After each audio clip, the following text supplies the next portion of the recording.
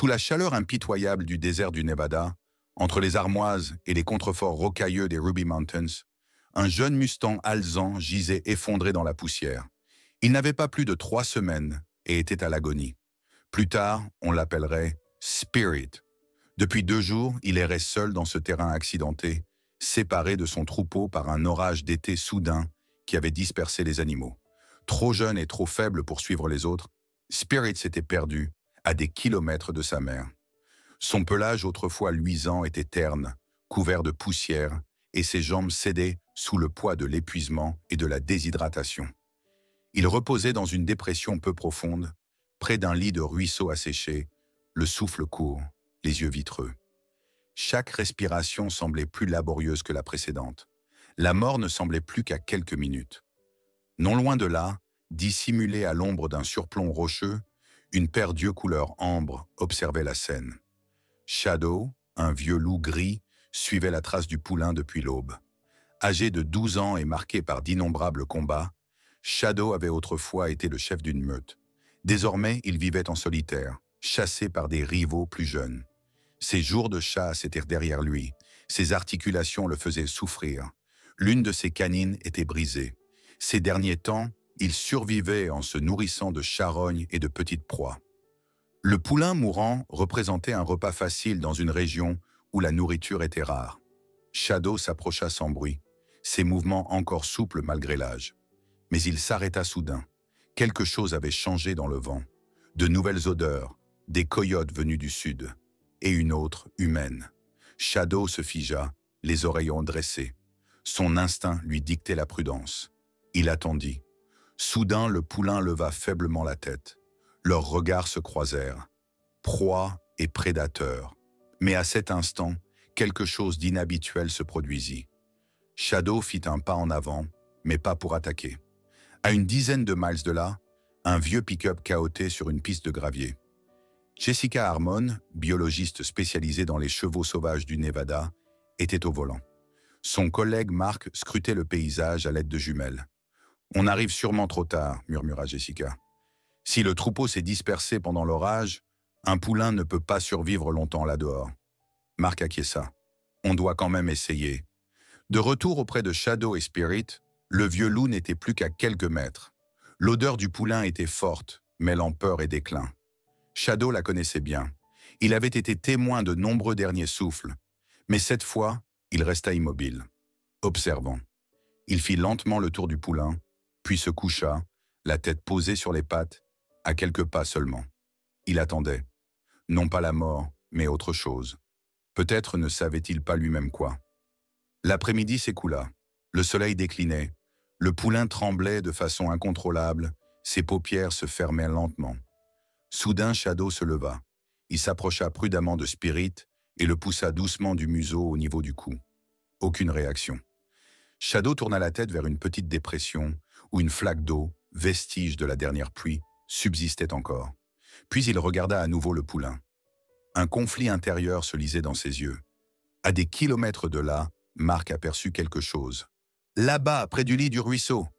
Je vois un truc. » Jessica appuya sur l'accélérateur et dirigea le véhicule vers les affleurements rocheux. Ce qu'ils ignoraient, dans cette dernière heure de lumière, quelque chose allait se produire. Quelque chose qui changerait tout. Shadow s'avança vers la flaque, y trempa son museau, puis rapporta précieusement l'eau jusqu'au poulain. Il lui lécha doucement les naseaux desséchés, lui transmettant un peu d'humidité. Une fois, puis une deuxième, une troisième fois. Et puis, plus étonnant encore, il tira doucement sur la robe du poulain, tentant de le réveiller. Devant l'échec, il se coucha à ses côtés, partageant sa chaleur corporelle. Jessica et Mark durent abandonner le pick-up et continuer à pied. La nuit tombait. « On aurait dû prendre les projecteurs », murmura Mark. Mais Jessica s'arrêta net. « Mark, regarde! Un loup et un cheval !» Ils s'avancèrent prudemment. Ce qu'ils virent les laissa sans voix. Le vieux loup léchait à nouveau les naseaux du poulain. « C'est impossible », souffla Mark. Jessica répondit presque en silence. « Je n'ai jamais rien documenté de tel. » Quand Shadow les aperçut, il se plaça entre eux et le poulain. Protecteur, pas agressif, mais déterminé. Jessica remplit prudemment un bol d'eau et le posa au sol. Shadow suivit chaque geste du regard. Puis à leur grande surprise, il saisit le bol entre ses dents et la porta jusqu'au poulain. Le crépuscule s'installait et au cœur de la nature sauvage naquit une alliance qui remettait en question tout ce que l'on croyait savoir sur la loi de la nature. La nuit tomba rapidement sur le désert du Nevada et avec elle, le froid s'installa. Jessica et Mark installèrent leur campement à une distance prudente du poulain. Ils bougeaient avec précaution afin de ne pas effrayer le vieux loup qui veillait toujours, protecteur, aux côtés de Spirit. Jessica murmura « J'ai appelé l'unité vétérinaire mobile par radio. Ils peuvent être ici à l'aube avec des perfusions et de l'équipement. » Mark hocha la tête, le regard fixé avec inquiétude sur le jeune Mustang. « Tu crois qu'il tiendra jusqu'au matin ?» Jessica ne répondit pas tout de suite. Elle remplit à nouveau une écuelle d'eau, cette fois enrichie en électrolytes. Lentement, avec une main calme, elle posa la gamelle à quelques mètres de Shadow. Le vieux loup l'observait attentivement, sans montrer la moindre agressivité. Jessica remarqua sa légère boiterie, son museau blanchi, son visage marqué de cicatrices. « Il est vieux, » murmura-t-elle, « et il ne peut probablement plus chasser. » Mark fronça les sourcils. « Les loups ne cessent pas d'être des loups. » Shadow s'avança, prit délicatement l'écuelle entre ses dents et la porta jusqu'à Spirit. Il poussa doucement le poulain du museau, comme pour l'inciter à boire. Et en effet, Spirit réagit faiblement, léchant avec précaution le liquide. Jessica et Mark observèrent ce duo improbable en prenant des tours de garde. Vers minuit, un hurlement strident brisa le silence. « Des coyotes !» dit Mark à voix basse, saisissant le fusil qu'ils avaient emporté par précaution. Shadow les avait entendus aussi. Ses oreilles frémirent, il se redressa lentement, chancela légèrement. Puis il se plaça entre la menace imminente et le poulain blessé. Ses poils se hérissèrent sur sa nuque. Un grondement profond monta de sa gorge. « Il va le défendre !» dit Jessica, incrédule. 4 silhouettes se dessinèrent sur la crête, au-dessus du lit du ruisseau. Les coyotes s'arrêtèrent. Leurs yeux brillaient dans l'obscurité. Shadow restait immobile, mais sa posture était une mise en garde claire. Jessica réagit aussitôt. « On doit l'aider !» Elle saisit sa lampe de poche et son bâton de randonnée. « Fais du bruit !» Ensemble, ils crièrent, frappèrent sur leur matériel, créant une cacophonie qui fit hésiter les prédateurs. Après quelques instants, les coyotes se retournèrent et s'éloignèrent. Shadow resta longuement en alerte, avant de se recoucher en tremblant aux côtés de Spirit, le flanc tourné vers la crête. « Protection consciente », murmura Jessica. À l'aube, le vrombissement d'un hélicoptère tira Jessica de son sommeil. L'unité vétérinaire mobile venait d'arriver. L'appareil atterrit sur une étendue plane à un demi-mile de là. Jessica courut vers Spirit. À sa grande surprise, il était encore en vie. Son souffle était plus fort que la veille. Shadow se tenait près de lui, épuisé, mais vigilant. Lorsqu'il aperçut Jessica, il tenta de se redresser, mais vacilla. Le bruit des véhicules fit tressaillir ses oreilles. Il regarda Jessica, puis les humains. Dans ses yeux ambrés brillait comme une prière muette. D'un dernier regard, il tourna le dos et boita en direction des rochers. « Il nous le confie, » dit Jessica. « Il a fait tout ce qu'il pouvait. » La vétérinaire en chef, Dr Elena Rodriguez, prit aussitôt les choses en main. Des perfusions furent apposées, des moniteurs installés. « C'est un miracle qu'il soit encore en vie, » dit-elle. Déshydratation sévère, possible défaillance d'organes. Jessica lui montra la vidéo qu'elle avait filmée pendant la nuit. Shadow apportant de l'eau, léchant le poulain, s'allongeant contre lui pour le protéger. Dr Rodriguez resta sans voix. Cela contredit tout ce que nous savons sur les prédateurs et leurs proies. Lorsqu'un technicien cria « Sa respiration devient plus faible », une course contre la montre s'engagea. Spirit risquait de leur échapper. Jessica se souvint alors du dernier geste de Shadow. Le loup le calmait. Peut-être qu'on peut s'en servir. Elle prit un foulard propre, ramassa soigneusement de la poussière et quelques poils à l'endroit où Shadow s'était couché, puis les apporta au poulain. L'effet fut presque immédiat.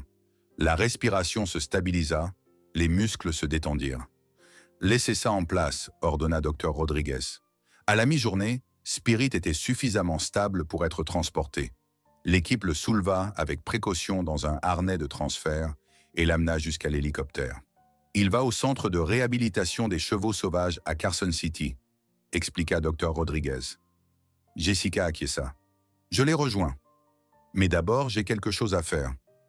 Elle prit son sac à dos et suivit les empreintes laissées dans la poussière. La piste la mena à une petite cavité dans les rochers. « Shadow question mark », appela-t-elle doucement. Un léger gémissement répondit. Jessica se pencha et aperçut le vieux loup. Il était couché sur le flanc, respirant avec difficulté. Leurs regards se croisèrent. De la reconnaissance silisée et une résignation paisible.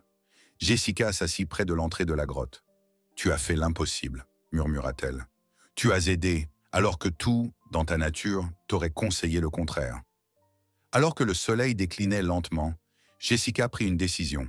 Elle saisit le téléphone satellite. « Elena, j'ai encore une faveur à te demander. » 3 semaines s'étaient écoulées depuis que Jessica avait sauvé 2 vies au cours de cette nuit désertique. Depuis la baie vitrée de la station de réhabilitation de Carson City, elle observait à présent un jeune Mustang plein de vie, dont la robe alezane brillait sous les rayons du soleil. Spirit, comme il est officiellement nommé, galopait avec une énergie juvénile dans son enclos. Difficile d'imaginer qu'il avait été si proche de la mort. La Elena Rodriguez s'approche d'elle. Ses analyses sanguines sont redevenues normales. Pas de séquelles rénales. Nous allons bientôt pouvoir commencer à préparer sa réintégration dans la nature. Jessica hocha distraitement la tête. Son esprit était ailleurs. Et Shadow? La vétérinaire sourit. Viens voir par toi-même. Elles se dirigèrent vers l'arrière de l'établissement, dans la zone réservée aux prédateurs. Là, sur une plateforme, reposait Shadow, le vieux loup, observant le paddock voisin. Sa posture était calme, mais attentive. Depuis son arrivée, il s'était remarquablement rétabli. Traitement contre l'arthrite, soins dentaires, alimentation adaptée, tout cela lui avait redonné des forces. Mais son grand âge restait évident. « Il passe des heures là-haut à regarder en direction de Spirit », expliqua la Dre Rodriguez. « Au début, on pensait que c'était une coïncidence. Mais à présent, on ajuste les emplois du temps pour qu'ils puissent se voir chaque jour. » Lorsque Shadow entendit la voix de Jessica, ses oreilles se dressèrent. Lentement, il se leva et s'approcha de la clôture. Ses yeux ambrés croisèrent aussitôt les siens.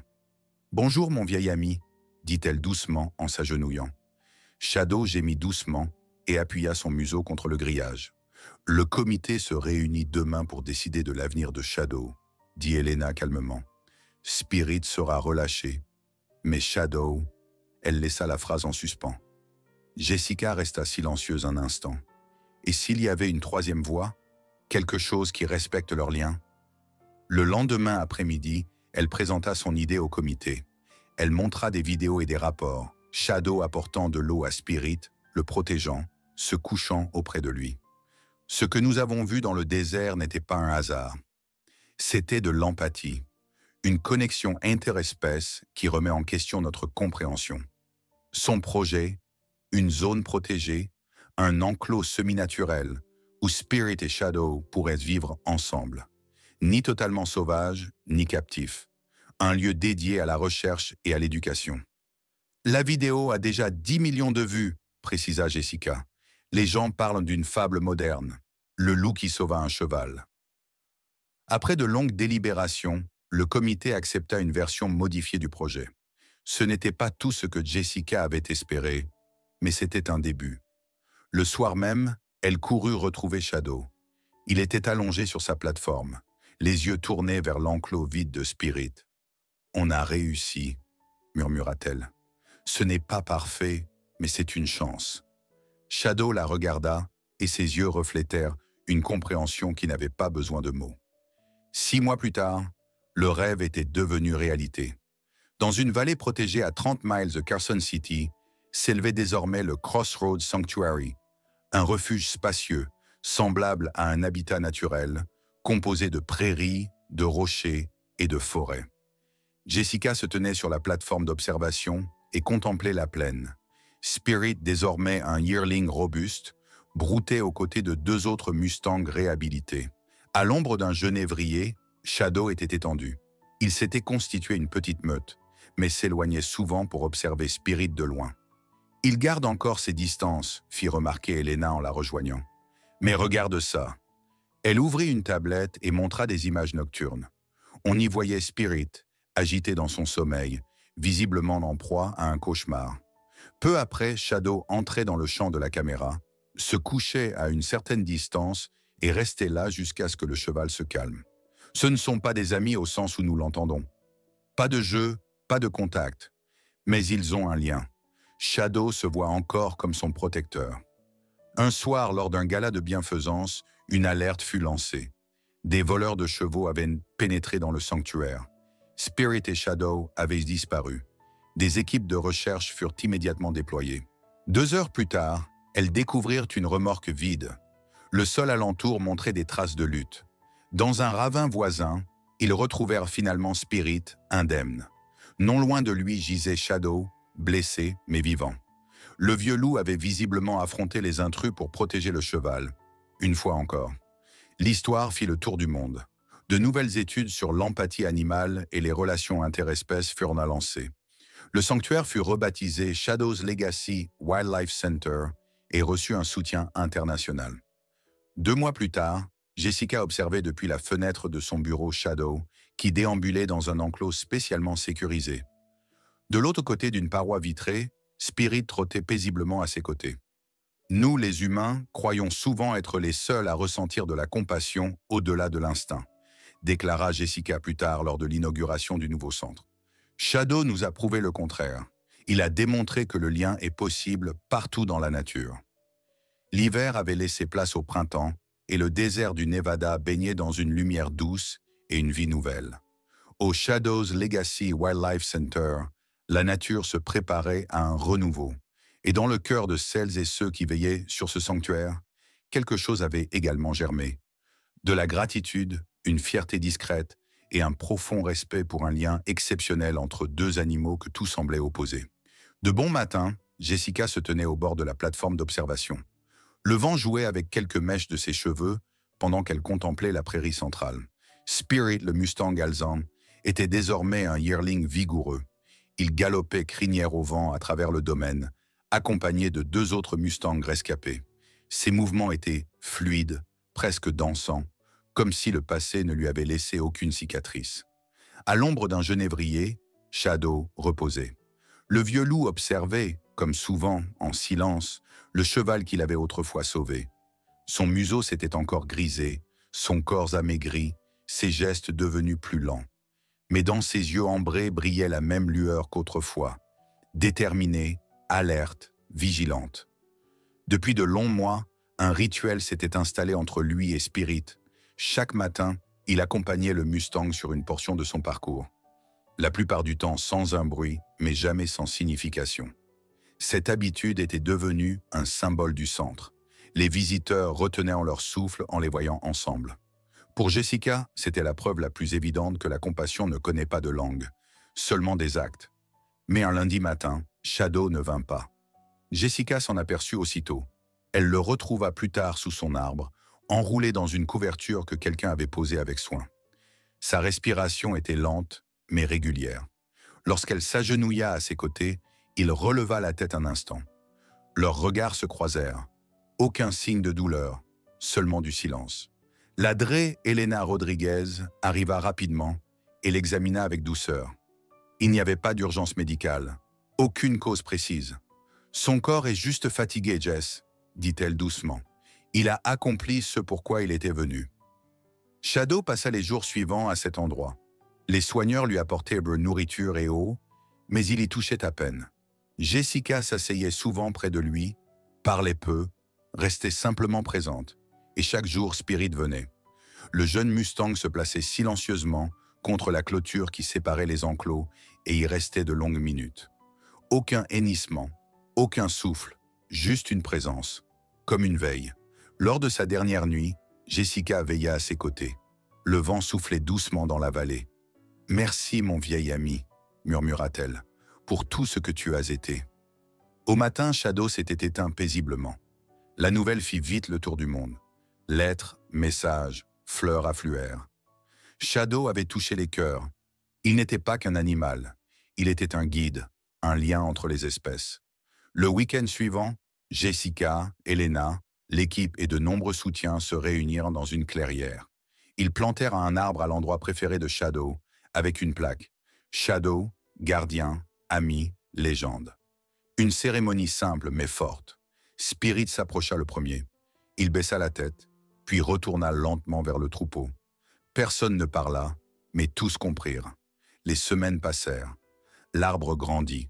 De nouveaux programmes virent le jour, centrés sur l'empathie et le respect du vivant. Lors de ces conférences, Jessica évoquait ces liens invisibles qui unissent parfois deux êtres. Quelques mois plus tard, un poulain orphelin fut trouvé. Jessica l'amena au centre. Spirit s'approcha et resta près de lui. Depuis la clôture, Jessica sourit.